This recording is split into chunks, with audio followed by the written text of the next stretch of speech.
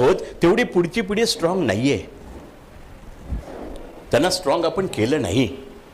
तुम्ही लहान असताना तुम्हाला नवीन चप्पल हवी असेल आणि वडिलांना सांगितलं मला नवीन चप्पल हवी आहे, ते म्हणायचे पुढच्या आठवड्यात घेईन. आठवड्याभर तुम्ही बिन चप्पलाचे गेलेला आहात किंवा ती जुनी रिपेअर करून घेतलेली आहे. नवीन कपडे पाहिजे तर ते म्हणायचे ठीक आहे मी दसऱ्याला घेईन. दसरा येईपर्यंत तुम्ही वाट पाहायचा. तुमचे पेशन्स डेव्हलप झाले. वाढदिवस हा प्रकारच नव्हता तेव्हा.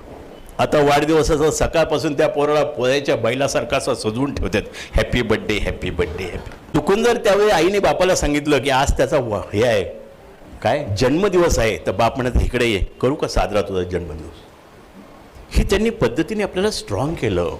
आपल्या शिक्षकांनी आपल्याला स्ट्रॉंग केले. बघा, जुने शिक्षक विनाकारण मारायचे, काही संबंध नाही मारायचं. त्यांना वाटलं ह्याला मारायचं, इकडे तुझं नाव काय, मी म्हणलं ना अशोक, फटका. का हो गुरुजी, तुझ्या बापाचं नाव तुझा बाप सांगणार का? मग मी सांगणार अशोक शंकरराव देशमुख.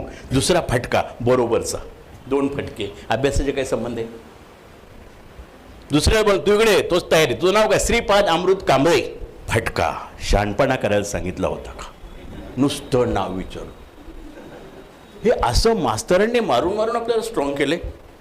बरं, वडिलांना जर सांगितलं मला गुरुजींनी मारलं, ते 2 फटके द्यायचे. गुरुजी बरोबर तू चूक.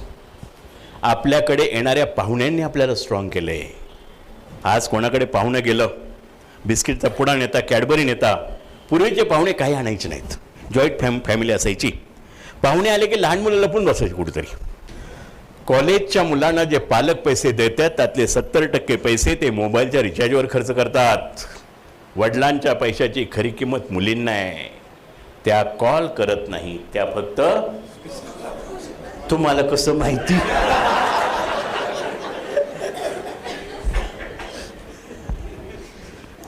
आणि म्हणून वडील आणि पाहुणे गप्पा मारत असायचे. पाहुण्याचं लक्ष जायचं, इकडे ये, उभा राहा, नीट उभा राहा. आता खायला तर काय नाही आणायचे, आपलं असं उभं राहायचं. कितवीला आहेस? 6वीला. 29चा पाढा बोल. आरा, तो मला अजून येत नाही. तो चुकायचा. तो चुकल्यानंतर असं वाटायचं की वडिलांनी सांभाळून घ्यावं.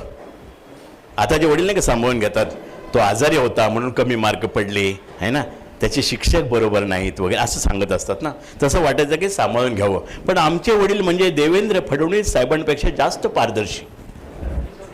ते त्या पाहुण्याला सांगायचे, तो माठ आहे, तो ढग गोळा आहे, तो मोठेपणी भीक मागणार आहे. काय मोटिवेशन होतं बघा.